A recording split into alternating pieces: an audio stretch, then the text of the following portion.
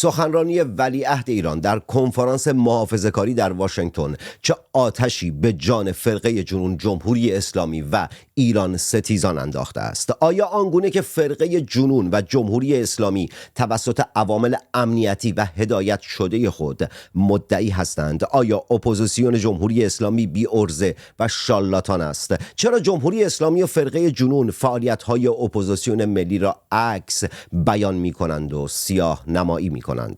در روزهای گذشته بعد از بیرون آمدن مسعود پوزیده و انتصاب او به عنوان رئیس جمهور جمهوری اسلامی و فعال شدن تیم رسانه‌ای اصلاح طلبها برای بازگشت به گفتمان غالب، فرقه جنون و جمهوری اسلامی هم صدا و عیان همکاسه شدند و بیشتر از قبل در راستای تخریب اپوزیسیون ملی و ولیعهد تلاش می‌کنند. عوامل امنیتی نهان و پنهان جمهوری اسلامی در سوشال مدیا خط می‌دهند، حامیان فرقه جنون لجن پراکنی می‌کنند.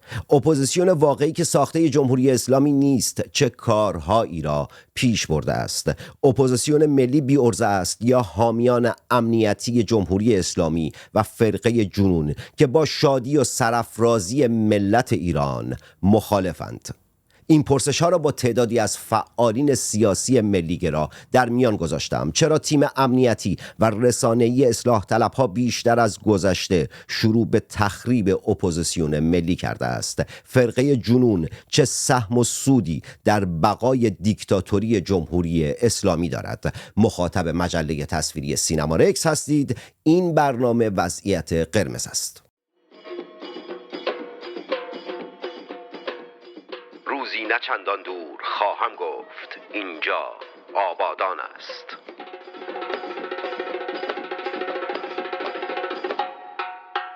مهمان این قسمت از برنامه وضعیت قرمز میلاد آقایی است. میلاد، سخنرانی شاهزاده رضا پهلوی چه چیزی داشت که فرقه جنون و جمهوری اسلامی هر دو همکاسه با یکدیگر اینگونه دارند حمله می‌کنند؟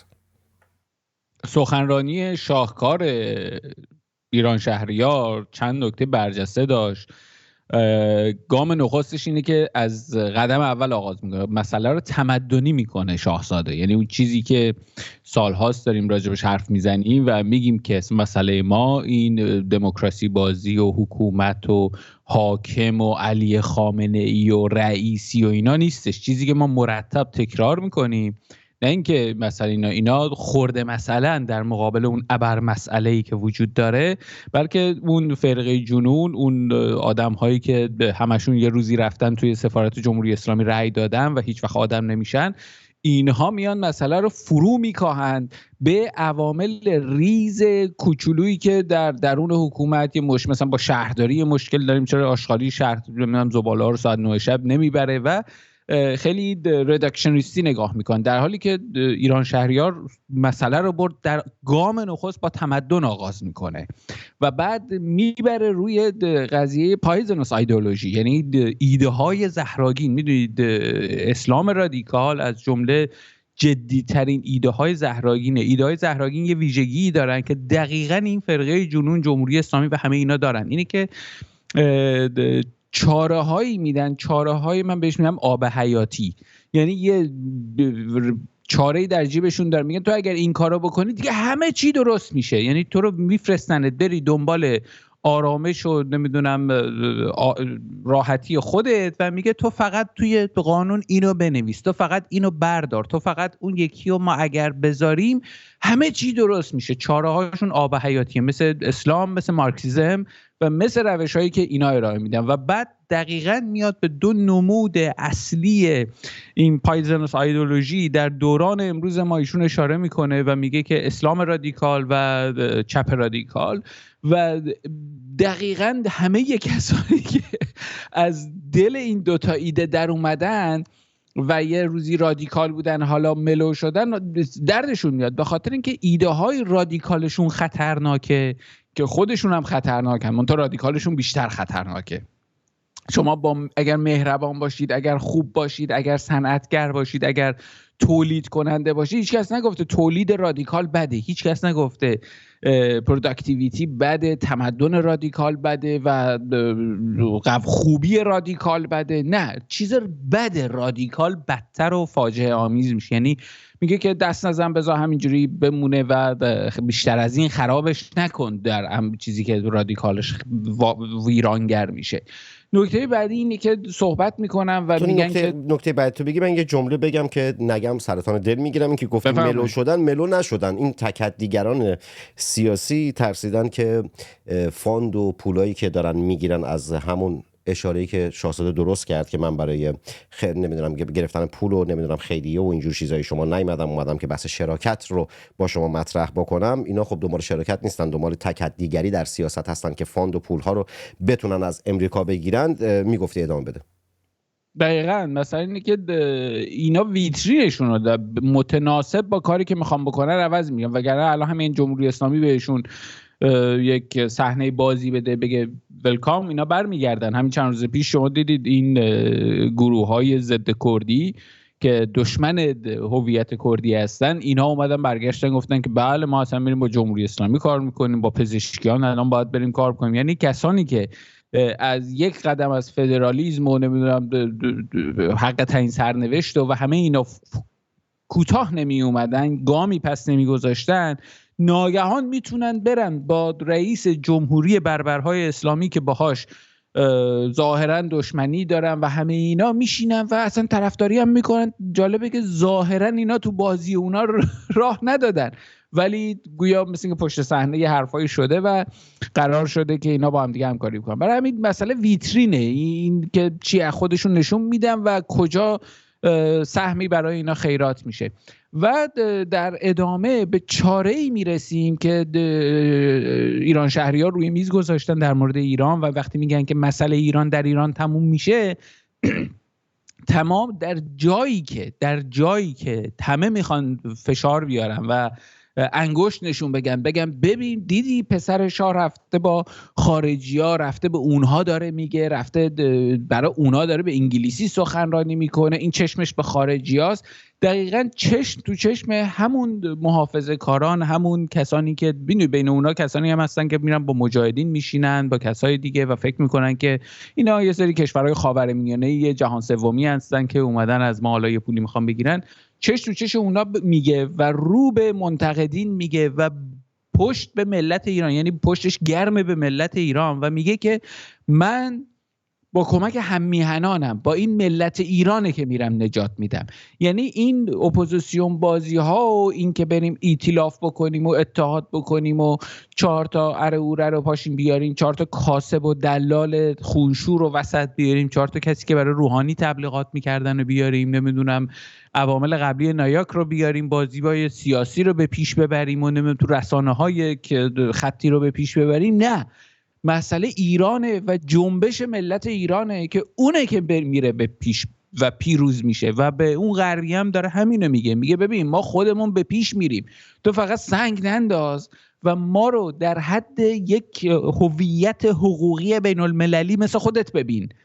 ما مستعمره نیستیم، ما کشور زیر دست نیستیم، ما کشور نوظهور نیستیم، ما کشور بدون ایده نیستیم، ما کشوری هستیم که دارای تمدنی، ما پیشینه داریم، ما جهان زیر دست ما بوده و الان هم به این بدبختی افتادیم. فکر نکنید که فقط ما افتادیم، نوبت شما هم میشه، دارید میبینید داره نوبت شما میشه، همین بلا داره سر شما هم میادش. اون موقع همین حرفا رو به پدر من میزدم و شما میخندیدید، تو اون موج هیپیگری خودتون غرق بودید تو اون روزها و امروز بدتر از اون داره سر خودتون میادش. و بنابراین ما هویت‌های بین المللی، نهادهای حکومتی هستیم در جهان و ملت‌ها هستیم، بنابراین ماها هم ارزیم که میتونیم با همدیگه دوست باشیم. رابطه رو باید از بالادستی پایین دستی عوض کرد و ماها هم ارزیم و از این زاویه به همه در واقع نشون داده که ایرانی کیه، چی میخواد و دهن منتقدین رو هم در همون سخنرانی در جایی که ظاهرا پیش خارجی ها هست اما بسته و یک نمود اقتدار ملی رو در فضای بین المللی سیاسی بین این کسانی که نهادها بلکه بین پالیسی میکرها به نمایش گذاشتن. شگفت انگیز بود و خیلی عالی. خوبی مصاحبه کردن با میلاد اینه که میتونم قشنگ مثلا میکروفون و میکسر رو صدای میلاد رو باز بذارم، برم مثلا برم قدم بزنم، برم قهوه‌مو درست کنم، برم دوری بزنم بیام، انقدر که خوش سخنه و اصلا هر وقت که با میلاد مصاحبه دارم به بخش عظیمی از سوالامو نمیتونم بپرسم، چرا؟ چون داخل گفته‌هاش مثلا سریالی میاد جلو و اون چیزها، نکاتی رو که میخوام بپرسم رو خودش مطرح میکنه که دیگه نیازی نیست دیگه من سوال بکنم. میلاد، فرقه جنون در شبکه‌های فارسی زبان سعودی در 1-2 روز گذشته اومدن خب مناظره‌های یک طرفه‌ای رو به نفع خودشون گذاشتن که از لحاظ روزنامه نگاری هم کارشون شدیداً کریه و ناپسند بود دیگه، چه برسه از لحاظ اخلاقی و انسانی و سیاسی و اینجور مسائل.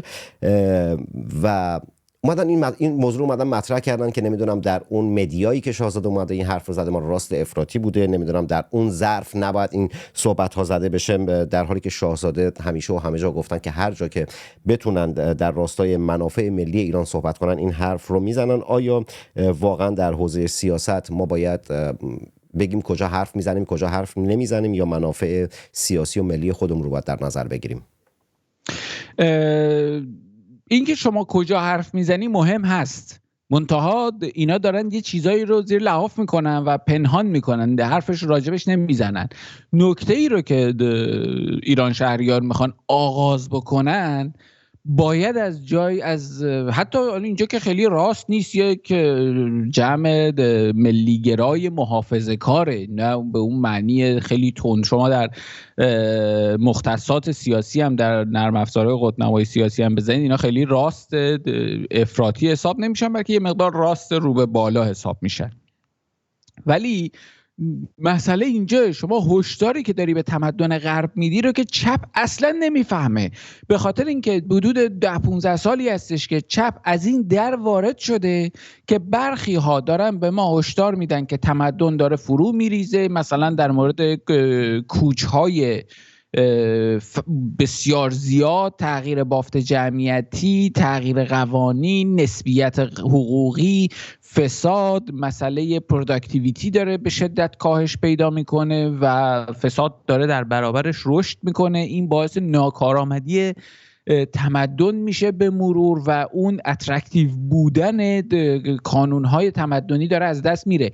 اینو خب سالهاست در آلمان دارن هشدارشو میدن، در آمریکا گفتن، جاهای دیگه گفتن که به مسئله 11 سپتامبر که پیش اومد این نوع نگاه پدید اومد. منتها چپ اومد چیکار کرد؟ حالا لفت لیبرال یا چپ یا از سنتر به چپ بگیره، حالا از هر جای بگیره، اینا گفتن که بله مسئله‌ای نیستش، برای همه تمدن‌ها در تاریخ نابود شدن، تمدن ما هم شاید نابود بشه، ما هم یه روزی از بین میریم، ممکنه این روز دور باشه، ممکنه این روز نزدیک باشه و ما قراری نیستش که این تمدن تا ابد ادامه پیدا بکنه. مثلا ما تا قرار در تاریخ که همیشه قرار نیست آمریکا وجود داشته باشه یا اروپا وجود داشته. اروپایی که الان میبینید چند سالیه وجود داره و این حتی این بافتی که داره این مال بافت بعد از جنگ جهانی دومه، قبلش این شکلی نبوده و بنابراین این میتونه باز هم دگرگون بشه و عوض بشه، شکل تازه‌ای از کشورها، فرهنگ‌ها اینا در بیادش، در حالی که مدل دست راستی تر یا مدل نگاه تمدنیات نمیشه خیلی بهش گفت دست راستی، چون خیلی نگاهی درباره اقتصاد که حالا مالیات کمتر باشه بیشتر باشه، دولت کوچیک‌تر باشه بزرگتر باشه نداره، بلکه رویکرد نگهداری تمدنی داره. میگه که آقا جان شما ما که صحبت از یه گنجشک نمی کنیم که به دنیا میاد جوجه‌هاش تخم میذاره بعد دوباره از بین میره، جوجه‌هاش رشد میکنن عوض میشن، اینا ژنش اِوولوشن پیدا میکنه.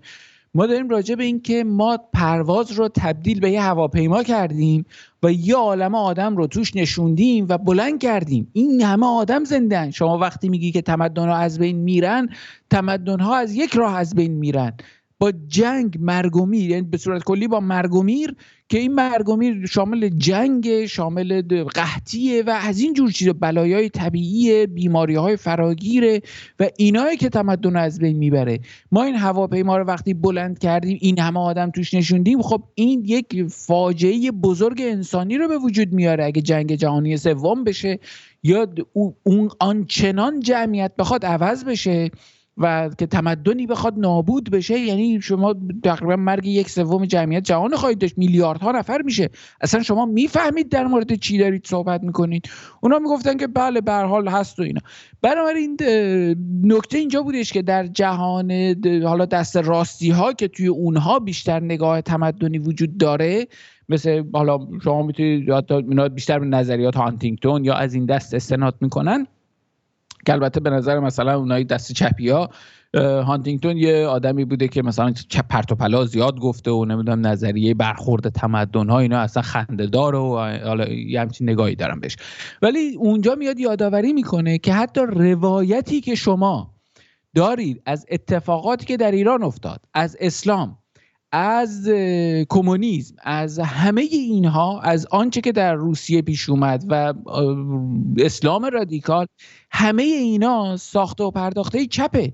و شما میبینید پس از این سخنرانی شاهکار ایران شهریار، آدم‌های دست راستی اومدن گفتن که ما باید بریم ایران از اول بخونیم که چه اتفاقی افتاد. به خاطر اینکه شما آدمای نامدار اینها رو نگاه میکنید، آدمای تو ویترین اینها، وقتی در مورد ایران میان حرف میزنن، استنادشون به اینه که بله شاهی بوده که خونخوار بوده و این یک دستگاه سرکوب ساواک داشته و کشور رو با یک حکومت خودکامه و سرکوبگر اداره، انگار دارن راجع به صدام حرف میزنن. شما مثلا متن قوانین صدام، حزب بعث، شیوه کارش در عراق چجوری، همه اینا رو میخونید، بله بهش میخوره و میدونیم که صدام چجوری بوده. ولی اصلا در چیزایی در مورد ایران میگن، در مورد قانونی نبودن، در مورد ساختار اداره کشور و همه اینا رو روایتگران حزب توده تحویل اینا دادن.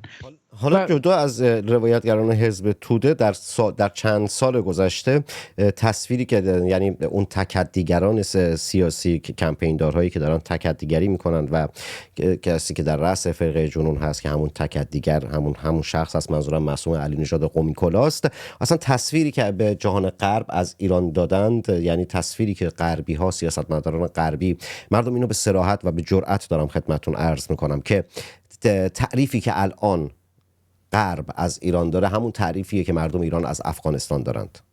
یعنی ایران رو این گونه نگاه میکنن. فکر نکنید که نمیدونم اون زندگی که شما دارید یا فرهنگی که ما داریم یا نمیدونم اون تمدنی که داریم، در مورد این جور چیزها اصلا صحبت نشده. در مورد بدبختی، در مورد یعنی یک کربلایی ساختن و هی رفتن اونجا، یعنی هر دیداری که داشتن، هر ملاقاتی که داشتن، حالا ملاقاتشون با فاند بوده، با پول بوده، نمیدونم لابی بوده، هر چی بوده، به این مسائل بخوریم برنامه کار ندارم، ولی رفتن اونجا اون 10 روز اول محرم رو راه انداختن و شروع کردن گریه‌زاری کردن که بتونن پولی در بیارن که پول خودشون رو بیشتر بکنن. من اگر این گونه صحبت میکنم، پدرکشتگی با کسی ندارم، دشمنی هم با کسی ندارم. تا زمانی که بحث منافع ملی کشورم، تا زمانی که بحث کشورم و تمامیت ارضی کشورم مطرح هست، من با هیچ بنی بشری تعارف ندارم. بدون تعارف اینها رو دارم بهتون میگم. بارها به کرات بهتون گفتم، در چند ماه گذشته بارها المان‌هایی رو دادم، به بارها نشانه‌هایی رو عرضه کردم که بعد از گذشته چند ماه اسناد و مدارکی اومد بیرون که مشخص شد اون گفته‌های من درست بوده. خیلی وقتها به دلیل مسائل قانونی که وجود داره، به خاطر اینکه اونها وکلای گردن کلفتی دارن، پول دارن، خیلی چیزها رو دارن، میتونن شکایت بکنن، نمیتونم خیلی از حقیقت ها رو مطرح بکنم، اما تلاش میکنم در برنامه هایی که دارم میسازم، در نحوه پرسشگری هایی که دارم میکنم، بخشی رو عرضه بکنم که مخاطب هوشیار بتونه اون رو بفهمه و درک بکنه. قبل از اینکه سال بعدی رو از میلاد بپرسم این نکته رو بگم.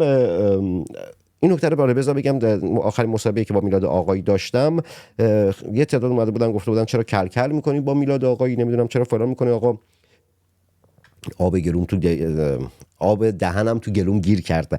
چرا کلکل میکنی با میلاد آقایی؟ کلکل نمیکنم. نحوه روزنامه‌نگاری من با نحوه روزنامه‌نگاری اصلاح طلب ها و طرفداران جمهوری اسلامی و اینها فرق میکنه. من شکل خودم رفتار میکنم، همونطوری که هستم رفتار میکنم و ترجیح میدم خیلی صریح رو هر جا، حتی اگر با موافق خودمم اختلاف نظری داشتم، با رفیق خودمم اختلاف نظری داشتم، همونجا ازش بپرسم. هرچند که دیدید در این 1 سال خورده‌ای که در یوتیوب سینما رکس دارم واسهتون برنامه سازی میکنم، خیلی وقتها یقه رفیقای نزدیک خودم هم گرفتم، نقدشون کردم، بهشون ازشون پرسشگری کردم، حالا یه تعداد من پاسخ دادن، یه تعداد مثل جبهه 7 آبان اصلا واسهشون اهمیت نداشت و از طرف دیگه هم رفته بودن گفته بودن اتفاقا خیلی خوبه که محمد تنگستانی داره اینجوری میگه، واسه ما تبلیغ میشه.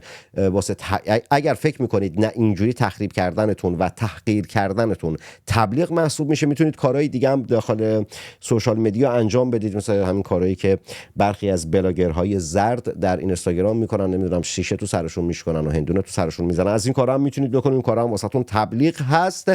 کاری که من میکنم تبلیغ واسه شما نیست، تحقیر کردنتونه که بیاید پاسخگو باشید به ملت، نه به من و به مردم. بیاید پاسخگو باشید، لایک کنید، کامنت بذارید، در سوشال مدیا خودتون به اشتراک بگذارید. اگه تا اینجای برنامه اومدید، اونایی که دوست دارن از طریق پیپال کمک کنن میتونن داخل اینستاگرام و توییتر دایرکت بدن تا مشخصات پیپال رو بهشون بدم. کسانی هم که بیرون از ایران هستن این پایین میتونن سوپر چت و تانکس رو بزنن و از برنامه حمایت مالی بکنن. میلاد، فرقه جنون میگه که ایرانگرایان و ملیگرایان فحاش هستن، رکیکگویی میکنن، بی اخلاق هستن، در حالی که ما داریم میبینیم که اگر بی اخلاقی وجود داره از طرف اونهاست که مثلا در یک سال گذشته، در 2 سال گذشته عکس های متعدد خصوصی تولد دختر شاهزاده یا اینکه عکس و فیلم های یک مهمانی که این روزها داره دست به دست میشه رو دارن چی میکنن؟ همون کسایی که دم از زن میزنن، دم از حقوق زن میزنن، دم از نمیدونم زن زندگی آزادی میزنن، این کارها رو دارن میکنن. ما فحاش و رکیک و بی اخلاق یعنی ملی گرایان این گونه هستند یا فرقه جنون؟ میدونی چرا اسمشون فرقه جنونه؟ انتظار داشتم الان در مورد کلکله صحبت بکنی، یه تیکه بندازید، دیدم خوشبختانه گذشتی ازش. نه نمیدونم چرا اسمشون فرقه. میدونم اما تو بگو. خب نه اون که شما هر کاری بکنی ما اینجا در خدمت شماییم، ما میزبانیم. نه آقا شما میزبانید، شما میزبانید، به دهن میزبان ببینیم چیکار می‌کنه بیرون نکنه. من خودم نوکر یه ملتی ام، شما خودتون میزبان هستید و نفرمایید. ما چقدر باحاله بعضی وقتا تعارفای ایرانی‌ها. آقا ما درس پس میدیم، آقا فلان، چقدر باحاله، ولی خب الان وقت تعارف کردن نیست بدن، الان وقت جنگیدنه. چرا؟ چون فرقه جنون داره شبانه روزی حمله میکنه و تخریب داره میکنه. در نتیجه الان تعارفا رو بذارید کنار، الان باید به فکر ایرانمون باشیم. میلاد نازنین و خوشفکر رو البته خوشبیان میشنوم.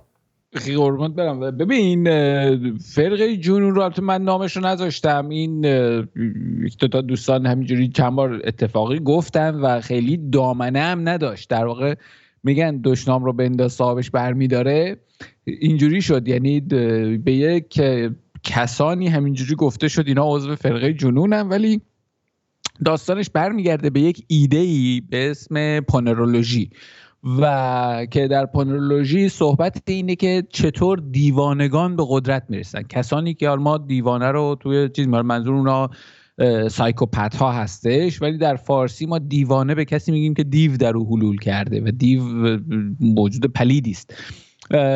و حکومتی که اینها میسازن رو بهش میگن پاتوکراسی، یعنی حکومت آدمای بیمار، آدمای روانی. و شما دقیقاً تو اینها اون نگاه میکنی همشون یه ایرادای روانی خیلی جدی دارن.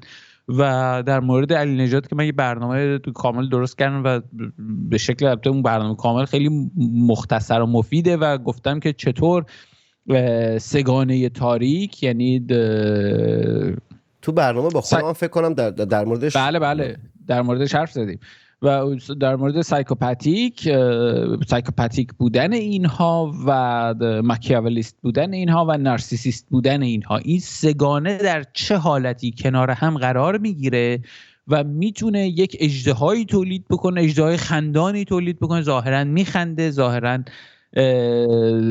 داره حرف عادی میزنه، ظاهرا مهربان هم میتونه باشه، ولی پشت همه اینها خواستهای پلید و وحشتناکی نشسته. و در مورد پانرولوژی کتاب‌ها نوشته شده، راجبش حرف زده شده اینها، ولی من در مورد پاتوکراسی یه اصطلاحی میگفتم که اگه میخواید یادتون بمونه این آقای پتوی مصدق یادتون باشه و پتویی که به هر حال بعضی ها از زیر اون پتو به معراج سیاست رسیدند، از بغل مثلا صفایی فراهانی پتوی بعضی ها آمد داشت برای برخی ها و حکومت پتوکراسی به این میگن. و یعنی اینکه یه سری آدم یه از صدات قطع و وصل شد، گفتی کی زیر پتوی کی بوده؟ متوجه نشدم. نه گفتم به پتوی صفایی فراهانی. آها فکر کردم صفایی فراهانی زیر پتوی. عذر میخوام، بله میفرمایید. آره برای برخی آمد داشته و برخی از زیر پتوی اون به معراج سیاست رسیدن. همین رو نفهمیدم که کی زیر پتوی کی بوده. همین که گفتن تازگی‌ها معلوم شد که زیر پتوی پزشکیان هم بوده. همین خانومی که راجبش حرف زدین، خانوم اژدهای کی متوجه نشدم. اژدهای قمی کلایی که راجبش حرف زدید. علی نژاد. معصومه علی نژاد. زیر پتوی کی بوده؟ صفایی فراهانی دیگه نامدارترینشون بود دیگه. و برای من یادآوری کردم گفتم که فکر کردم من کواکبیان شنیدم، اشتباه شنیدم، پس عذرخواهی میکنم. میفرمایید دیگه. حالا میگن که روایتی که خیلی دستمالی کردم ولی من خبر ندارم، هرچی میلاد آقای داره میگه. اگر فردا کسی شکایت، من شیطنت نمیکنم و دارم فقط پرسشگری میکنم، خیلی جدی دارم پرسشگری میکنم. گاهی وقتها صدا قطع و وصل میشه، واسه همین مجبورم مجدد از مهمان بپرسم که بتونم صدای شفاف و خیلی خوبی رو از مهمانهای خوشفکر، آگاه و دانای خودم برای شما انتقال بدم. میفرمایید. زنده باشی. برای من یادآوری کردم که این پتوکراسی رو نگه دارید. بعد توی فارسی به هر حال فرقه جنون راه افتاد و همون میشه حکومت دیوانگان، که شما میبینید جاهایی که مثلا اینا دعوت شدن تا حالا خود جاهای کمی دعوت نشده، ولی اینا همیشه به عنوان پاپت دعوت میشن، به عنوان عروسک بازی دیگران دعوت میشن و برای همین خیلی مهم نیست که چی میگن و دقیقاً دعوت میشن تا اون نگاه ریلیتیویستی نسبی میان ارباب و رعیت رو به نمایش بزنن. یعنی یه کشورهایی هستن که اونها هژمونی دارن و قدرت جهانی هستن، یه کسایی هستن که یه کشورهایی هستن که اینها به هر حال کشورهای ضعیفی ان و قراره که حالا بر کالا مصرف کننده باشن، یه سری مواد معدنی بفروشن و اینجوری اوضاعشون بچرخه و زنده باشن. و اونا میان یه سری عروسکی رو مثل علی نژاد یا کسای دیگه سرهم میکنن و میبرن این و اونور. این همه جا این آدم رفته صحبت کرده. شما میبینید هر وقتی که ایران شهریار ما جایی گفتگو دارن، جایی سخنرانی دارن، این مرتب سخنرانی‌های قبلیشو میاره، استوری میکنه، توی شبکه‌ها میذاره، یادآوری میکنه، توییت میگه، حالا یه کارایی میکنه که یعنی من بیشتر سخنرانی کردم. ولی واقعیت اینه از دل تمام این سخنرانی‌ها حتی یک جمله برای کوت کردن پیدا نمی‌کنید شما. یعنی اونقدر مزخرف گفته، یا مثلا رفته روی استیج پریده یا جیغ زده، موهاشو کشیده. خب این دیوانه است دیگه، این دیوانه بازی‌ها رو در میاره. بعد میگه شما اصلا رفتید جای راست صحبت کردید یا جای چپ صحبت کردید. یا در مورد چارلی البته ما داخل شهرمون به اینجور افراد میگیم حالا نمیدونم داخل شما میگید دیوانه. ما به هر حال خورده فرهنگ ها فرق میکنه. افراد یعنی در شهرهای مختلف تکه کلام های مختلف دارن که لزوما اون تکه کلام ها اصلا بار جنسی نداره، بار معنایی داره. ما داخل شهر ما داخل آبادان به این افراد نمیگن دیوانه. بعد ادامه داره صحبت. چیزی در مورد مثلا اون نشست توی حالا الان که میگن که این جریان راست بوده اینها، تو اون برنامه‌ای که چارلی هماهنگیش رو در پارلمان انجام داده بود با در واقع محافظه‌کاران اروپایی و ایران شهریار اونجا دعوت شده بودن، این تماس گرفته بود و چارلی بعدن و کسایی که حالا در دفتر محافظه‌کاران بودن تماس‌های بعدن با ما و دوستای ما گرفته بودن و صحبت کرده بودن که یه همچین کسی علی نژاد و حالا اسما چند تایی هستش و من حالا چون الان مدتی گذشته یادم نیست دیگه اسما، میتونم برم دوباره نگاه بکنم، و یه کسایی داده بودن که اینا تماس گرفتن و اینا هم میخوان باشن، و یا کسایی تماس گرفتن دارن سنگ میندازن و اونقدر فشار رو از جاهای مختلف افزایش داده بودن، تماس‌های مختلف، آدم‌های مختلف، آدم‌های پرنفوذ و جاهای گوناگون تو همون دسته گلوبالیستایی که حالا به هر حال طرفدار اقتدار شرکت‌ها بر علیه دولت‌ها هستن، اونها رو گیر آورده بودن و فشار و تماس و زنگ و این ور اون ور که این برنامه یا کنسل بشه یا برنامه موازی باهاش گذاشته بشه یا همه اینا، و از جمله این خانم دیوانه هم همین کارو کرده بود. بنابراین اینا و البته دوستای ما خیلی مشاوره‌های عالی دادن، ایرانیانی که اینجا هستن و به هر حال پشتیبان نهاد پادشاهی هستن، پشتیبان ایران هستن و حواسشون به تمامیت ارضی ایران، حاکمیت ملی و همه اینا هستش. بچه‌هایی که اصلا اینجا زندگیشون اینجا بزرگ شدن اصلا و امیرحسین اعتمادی هم 24 ساعت یا 48 ساعت قبل اون هم همین روایتی که شما دارید میگید رو در ایکس خودش نوشته بود، البته اشاره نکرده بود، گفته بود کسی که در رأس فرقه جنون، که من داخل چند تا برنامه قبلی که با مهمان هام داشتم به این نکته خودم اشاره کردم و گفتم که منظور مسیح علی نژاد با چون آگاه هستم اشراف دارم. بعد جالب اینجاست که میان داخل شبکه‌های فارسی زبان سعودی میگن که طرفداران شاهزاده رضا پهلوی ایمیل میزنن فلان میکنن که نمیدونم منو جایی دعوت نکنن و اینها، در حالی که خودش این کارها رو داره میکنه و خودشه که داره این رفتارها رو کری رو میکنه. اون پاسخ سوال اصلی هم اگه بدی ممنونت میشم که سال آخرم هم ازت بپرسم. میگن که ما ملیگرایان ایران دوستان فحاشن و نمیدونم رکیکگوان و بد اخلاقن و یا نمیدونم شادی امین اومد و گفته بود که چرا میرید دم سفارت ها نمیدونم طرفداران شاهزاده، گفته بود طرفداران فلان، نگفته بود شاهزاده، میرن در رکیکگویی میکنن و اینها. آیا ما فحاش و یعنی ملیگرایان فحاش و رکیکگو هستن یا اونها با توجه به عکس های خانوادگی و فیلم هایی که دارن از خانوادگی شاهزاده ببین یه چیزی بهت بگم. من با این که فحش یا دشنام دادم بخشی از فرهنگ مبارزه بشه خیلی مخالفم. بعضیا خوششون میاد بعضیا خوششون نمیاد، ولی من خیلی مخالفم. انتهای برنامه با میلاد اختلاف نظر پیدا کردم. چقدر جالب. الان شروع کن میلاد جان، بفرما. از الان به بعد فکر کنم جذاب‌تر بشه واسه من. بفرما.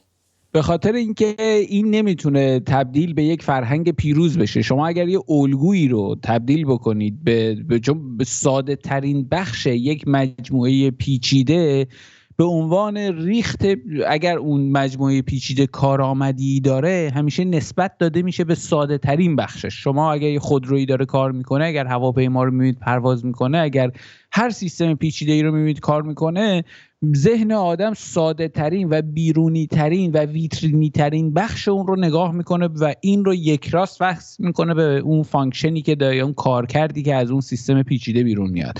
اگر ما کارآمدی داریم و در نمایش همگانی اینو نشون بدیم که این کارآمدی از دشنام بیرون میاد، دشنام به دلیل اینکه پتوس بسیار بالایی داره، به شدت پشنیتد هستش، به شدت هیجانی و تو من برنامه داشتم قبلا راجع به دشنام که اصلا دشنام کاراییش چیه، ذهن چرا آدم فحش میده، دشنام در تاریخ چیکار کرده، نقش تمدنیش چیه، حتی چرا برخیا بی‌دلیل دشنام میدن از نظر روانی، جامعه شناسی، همه اینا کارکردهای نمیتونیم بگیم خوبه یا بده، یک سری کارکرد داره. اما در جنبش اجتماعی که مسئله اخلاقیات رو داره، اونجا ما نمیتونیم این حرف رو بزنیم و بریم سراغ این که ما میخوایم که مثلا با دشنام به پیش بریم. دشنام باید بپذیریم وجود داره، مردم فحش میدن، بر خشمگین میشن اینها، ولی این نباید بخشی از ویترین ما بشه، نباید بخشی از اخلاقیات ما نیست. اخلاقیات ملیگرایان، اخلاقیات ایران دوستان، فکرشونه، هویت ملیشونه، پایداریشون و تعهدشون به تمدن ایران، به فرهنگ ایران، به رسم الخط زبان فارسی و به پرچم ملی ایرانیان است. اما استفاده از این واژگان خالی کردن اون خشم است. ما نمیتونیم یک اکت انقلابی، در انقلاب همیشه هیجان وجود داره، ما نمیتونیم هیجان رو از انقلاب حذف بکنیم. درسته که انقلاب ها نتیجهشون میشه یک فعل فرهنگی و سیاسی، ولی اون فعل بخش عظیمیش اون هیجان است. این هیجان باید یه جوری تخلیه بشه، اون خشم باید یه جوری تخلیه بشه. بعید میدونم که مثلا هم صدا و هم راستا با این صحبت سوسور نباشه که میگه آقا زبان مجموعی از دستگاه‌های قراردادیه. این دستگاه این تظاهرات نمیریم اونجا، مقاله که نمیخونیم که، درست، این شعارهایی که میدیم با خشم میدیم، دوتا دشنام هم لابلاش میدیم، ولی یه فرقی اینجا داره بین ما و اونها. در همه جنبش‌های اجتماعی این چیزی که شما میگی اصلا ناگزیره، امکان همیشه پدید میادش، ما هیچ گریزی از این اصلا نخواهیم داشت. این که حالا یکی بگه آقا دشنام دادن 100% که خواهند داد، اصلا غیر ممکنه شما پیش نیاد برات. و آقا واژگان در زبان ابداع میشن، به زبان پیشنهاد داده میشن که مردم اون کشور که به آن زبان دارن صحبت میکنن از اون واژگان برای انتقال مفاهیم استفاده بکنن. الان برای اینکه یک هویت شخصی رو بخوای به رخش بکشی از دایره واژگانیت استفاده میکنی دیگه. نمیدونم چرا باید خورده بگیریم به مردمی که بعدم در مورد اخلاقیات صحبت میکنی. جمهوری اسلامی کاری کرده که خیلی از تعاریف اصلا داخل جامعه ما در حال حاضر اصلا جایگاهی نداره. اخلاق در برابر حکومتی که به دختر نوجوان ما داره اونگونه تجاوز میکنه داخل ماشین بستنی میهن و میکشتش. اخلاق اینجا اصلا جایی نداره میلاد. دقیقا من حرفم اینجاه که وقتی به ما میگن بابا حواسمون باشه ما با چی طرفیم و خودمون کجاییم. اون چیزی که ما باهاش طرفیم در دسته 57 ها نگاه بکنی و بعد به خودمون ببینیم. ما در جنبش اجتماعی شما یه جبهه دارید، یه دامنه دارید. جبهه اون چهره هستش، اون نهادهای اصلی هستن، اون گفتمانسازها، در واقع نهادهای گفتمانی هستن، دیسکورسیو اینستیتوشنز ها هستن و بعد روایتگران هستن و همه اینا اون مجموعه چهره و جبهه جنبش رو میسازن. و بعد یه دامنه ای داره که تو اون دامنه ممکنه یه دزدی هم باشه، مثلا تو خیابون وقتی دارن شعار میدن این مثلا طرف دزد بوده یا قبلا مثلا متجاوز بوده یا یه کاری کرد، اینم بیاد یه شعاری بده، اینم بخواد همراهی بکنه. شما تو جنبش که نمیاد جدا بکنید. حتی مثلا یه عده دزد همراهی میکنن و بعد میان جیببری، اصلا لابلای جمعیت میان برای جیببری. خب اینا دامنه یه جنبشه، شما نمیتونید جدا بکنید. ولی ما نباید یه کاری بکنیم که این بخش لومپن وارد جبهه و ویترین ما بشه. چرا کسی که داره خشمشو خالی میکنه لومپن نیست؟ نه من دارم راجع به لومپنا راجع به خشم صحبت نکردم. من خشم که ما اگه خشمگین نبودیم، ما اگه خوشحال بودیم که مرض که نداریم بریم جمهوری اسلامی رو بندازیم. ما خشمگینیم، خیلی هم خشمگینیم از دست جمهوری اسلامی که حاضریم هزینه بدیم، کشته بدیم، زندگیمون رو در راهش مصرف بکنیم، عمرمون رو بذاریم براش پول بدیم و بریم اون رو بندازیم. بنابراین ما خشمگینیم که داریم این کارو میکنیم. اگه خوشحال بودیم که کار نمیکردیم. ولی جمهوری اسلامی چیه؟ اون تمام نهادهای برآمده از جمهوری اسلامی ساختار لومپن‌ها، یعنی ساختاری که اصلا از پایین تا بالاش لومپن‌ها هستن که به قدرت رسیدن. خامنه‌ای لومپنه، خمینی لومپنه، تمام اراذل و اوباش سپاه لومپن هستن. شما فداییان خلق رو ببین، تروریستن، آدمکشن، متجاوزن، در درون خودشون تصفیه را مینداختن. مجاهدین خلق از اون طرف، گروه‌های ضد هویتی از طرف دیگه، نمیدونم حزب خلق مسلمان یه گروه لومپنی به شدت تبهکار خطرناک بود که شریعت مداری را انداخته بودش. این حزب الله یا یه طرف، این گروه، همه این گروه ها هر کدوم به شیوهی گروه تبهکاران و خلافکاران و آدمهای بیمار و روانی و اینها بوده. شما حزب توده رو ببین، به همین داستان داره. آدمای سالمش که حالا ظاهرا آدمای عاقل‌تری هستن هم بیمار روانی بودن، جاسوس بودن، سرسپرده بیگانه بودن. اسناد روسی رو که من میخونم شما میبینید که کسایی مثل تبری اینا کارهایی انجام میدادن برای حزب توده و بر اساس منافع شوروی منافع ایران رو عوض میکردن، کوک میکردن، جابجا میکردن، به نخست وزیرا فشار می آوردن اون موقعی که همچنان آزاد بودن، تظاهرات های جنجالی را مینداختن و کارایی میکردن، مردم رو با دروغ تهییج میکردن که علیه دولت یا علیه سیاست شروع کنن شعار دادن، حرف زدن، فشار آوردن، سنگ انداختن و همه این کار رو انجام میدادن. خب شما اینجا با ساختار آدم حسابی ها که طرف نیستی، که با ساختار از بالا تا پایین لوده ها و لومپن ها طرفید و این نباید ما رو در واقع به این سمت ببره که چون اونا بدن بنابراین ما هم یه ذره بد باشیم یا اینا نباید. منظورم اینه که ما خشم سر جای خودش، حتی خشونت، من حتی فراتر از خشم میرم به خشونت هم میرسم، میتونیم بگیم که ما میتونیم در مواردی شما میدونید در جاهایی میتونید از خشونت استفاده بکنید که جلوی خشونت بیشتر رو میگیره. البته مرجع تشخیصش منی که الان مثلا در خیابان هستم نیستش، بلکه در جاهای ویژه این اتفاق میفته که به صورت کلی شما باید اطلاعات زیادی داشته باشید تا بدونید کجا میتونید خشونت حتی به شکل کنترل شده به کار ببری که جلوی خشونت بیشتر رو بگیری. ای کاش این یک دقیقه صحبت رو میتونی پایانی بدی؟ بله. خواهش میکنم. ولی مسئله این که ما نباید بذاریم که این ریخت و ویترین نمای ما یک ریخت بیکیفیتی باشه، یک ریخت ضعیفی باشه، به خاطر اینکه اولا که من شک دارم که این شکلی بتونه که سرمایه اجتماعی خیلی زیادی رو جمع بکنه و به سوشال کنترل برسه، و اگر هم برسه این تبدیل میشه به یک فرهنگی که یه چاره پیروز رو نشون داره میده و این مشکل اجتماعی بعداً برای ما درست میکنه. و بنابراین من خیلی موافق این نیستم، خیلی که نه موافق این نیستم که این دشنام دادن تبدیل بشه به ویترین ما. وجود داره قابل دفاع که آقا از نظر جامعه شناسی داریم حرف میزنیم، یا ما نهادهای ما که هیچ کدوم نهادهای بی تربیتی نیستن، که همه با تربیت و آدم حسابی و شیک و ترتمیزن. خب نهادهای طرف مقابل همه از بالا تا پایین آدمکش و بالا فحاش و دشنام و اینا که به مخوره تو سرش دیگه. خب ناکو میلاد یه برنامه دیگه، چون ای کاش این سوال رو در ابتدای برنامه پرسیده بودم، چون شدیداً میتونم با میلاد وارد حالا به قول کلنجار، آره کلنجار بریم و فلان بیسارن، چون من شدیداً موضعم مخالف موضع میلاده. یک برنامه دیگه داخل هفته آینده با میلاد حتما سر همین موضوع خواهم گذاشت که صحبت‌های میلاد کامل بشنوم و نظرات خودم رو بگم، با هم دیگه وارد گفتگو بشیم، مخصوصا سر بحث این که مثلا میلاد میگه که آقا ویترین ما نشه. آقا در حد مثلا بله یا خیر، اگر این 2 تا 3 تا سوالو بهم بگی که من بتونم سری برنامه رو جمع بکنم بریم واسه هفته بعد که مفصل بشیم صحبت کنیم، ممنون میشیم. برای این باور هستی که جامعه امروز موسیقی غالب در جامعه امروز رپ دیگه، درسته؟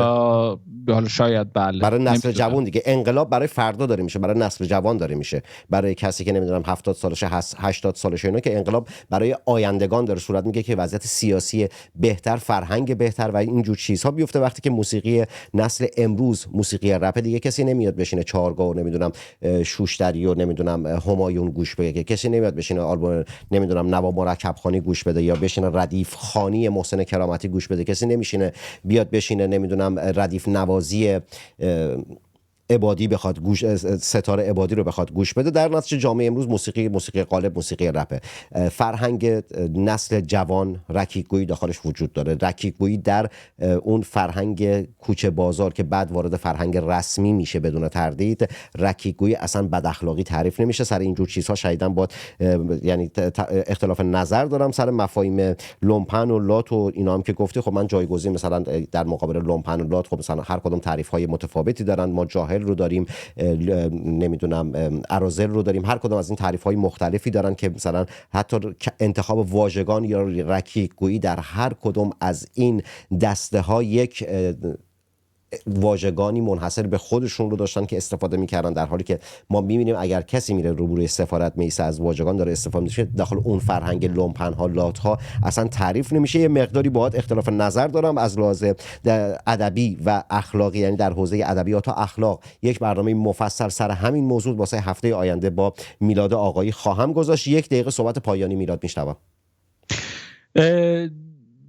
مدت ها بود که ما یک بسته‌بندی شیک ترتمیز از آنچه که ما می‌خواهیم و نمایندگان ما کیا هستن، نهادهای ما کیا هستن، گفتمان ما چیست به بیرون نداده بودیم و سخنرانی شاهکار درخشان ایران شهریار این بسته‌بندی رو به ما داده و وقتش هستش که همون جوری که ایشون رفتن صدای ما رو در میان سیاستگزاران حالا راست جهان که البته بست پیدا خواهد کرد به همه سوی جهان، به همه سوی سیاست جهان رفتن و اونجا این بسته‌بندی رو ارائه دادن و به شیکترین و زیباترین و بهترین و با کیفیت ترین و همچنین کارآمدترین فرم خودش این کار رو انجام دادن. ما هم باید پشتوانه اون رو افزایش بدیم، این اقتدار اجتماعی ایشون رو افزایش بدیم، راجع به این سخنرانی بریم بخونیم، بیاموزیم، بیشتر حرف بزنیم، تیکه‌های اون رو پخش بکنیم و تا میتونیم ازش بهره برداری هم برای افزایش دانش خودمون استفاده بکنیم، هم بهره برداری تبلیغاتی بکنیم و یادآوری بکنیم که ما یک همچین توانایی‌هایی در گفتمانمون وجود داره که میتونیم یه همچین کیفیت‌های بسیار بالایی ارائه بدیم که 57ها خودشون رو پاره پاره بکنن، جمع شن، متحد شن، بخوان زیباترین آهنگ جهان را هم بنوازند، بیشتر از صدای خرخر مثلا ساییدن چند تا تیکه چوب و اینا به هم دیگه نخواهد بودش. به هر حال امیدوارم که ما همچنان بیشتر دیده بشیم، صدای ملت ایران بلندتر بشه، اقتدارش افزایش پیدا بکنه تا بتونه نمود قوی‌تری در سیاست جهان داشته باشه. ملت قشنگ ایران 1 دقیقه 60 ثانیه است، نه 200 خورده 300 ثانیه. من فدای تو بشم میلاد. این برنامه ها فصل دوم برنامه وضعیت قرمز، در فصل اول 328 برنامه واسهتون ساختم. در مجموع در یک سال و 5 ماه گذشته بالای 3100 برنامه برای شما ساختم. خیلی خوشحال و خرسند هستم از اینکه مخاطب مجله تصویری سینما رکس هستید، از اینکه به من و به رسانه‌ای که برای شما شکل دادم اطمینان میکنید. خیلی خوشحال و خرسندم. بدون تردید من رضایت همه شما رو نمیتونم حاصل کنم، تواناییش رو ندارم، خواستش رو هم ندارم. من میتونم رضایت افراد اندکی رو حاصل بکنم. ازتون خواهش میکنم اگر میخواید مخاطب من نباشید اصلا مشکل نیست. مخاطب من باشید من خوشحال میشم، من خوشبخت خواهم بود که شما مخاطب من باشید. اما اگر نخواستید مخاطب من باشید، ازتون خواهش میکنم به شعور خودتون احترام بذارید. برنامه‌هایی که اصلاح طلب‌ها، جمهوری اسلامی، سیستم‌های امنیتی جمهوری اسلامی و فرقه جنون واسهتون میسازه، سمت اونها نرید. به شعور خودتون احترام بذارید، سمت برنامه‌هایی برید که به شما کمک بکنه، با شما صادق باشه، نه افرادی که میخوان شما رو فریب بدند. در نهایت لایک کنید، کامنت بذارید، در سوشال مدیا خودتون به اشتراک بگذارید. الان فکر میکنم که بالغ بر 4 ماه شده که تصویر مهمان‌ها رو نمیتونم داشته باشم، به این خاطر که سیستم استودیو مشکل داره. عوض کردن سیستم استودیو هزینه‌اش بالاست. در این چند ماه نتونستم تهیه بکنم. من روزنامه‌نگارم، اهل فاند و باند و اینجور چیزها نیستم. کسی هم اسپانسرم نداره مجله تصویری سینما رکس. تک تک شماها اسپانسر برنامه هستید و خوبیش به اینه که هرگاه که صدای شما نبودم اون موقع میتونید از برنامه حمایت نکنید. اون موقع است که مجله تصویری سینما رکس زمین خواهد خورد. آقا اونایی که بیرون از ایران هستن اگر تمایل داشتید پایین میتونید سوپر چت و تانکس رو بزنید، از مجله تصویری سینما رکس حمایت مالی بکنید. کسانی که از طریق پیپال بخوان کمک کنن داخل توییتر و اینستاگرام میتونن دایرکت بدن تا مشخصات پیپال رو بهشون بدم. و در پایان ملت شریف ایران، درد و بلاتون به جونم بخوره. ملت شریف ایران بی قضا بلا باشید. ملت شریف ایران مرواتون به همه روز. جنگ زده تک تک شما محمد تنگستانی هستم، شاعر و روزنامه نویسی که به زودی زود در شهر خودش آبادان و کشور خودش ایران برای شما برنامه خواهد ساخت و در ابتدای هر برنامه خواهد گفت اینجا آبادان است. علامتی که همتون میشنوید اعلام خطر یا وضعیت قرمز است و معنی و مفهوم آن این است که حمله هوایی انجام خواهد شد. محل کار خود را ترک و به پناهگاه بروید.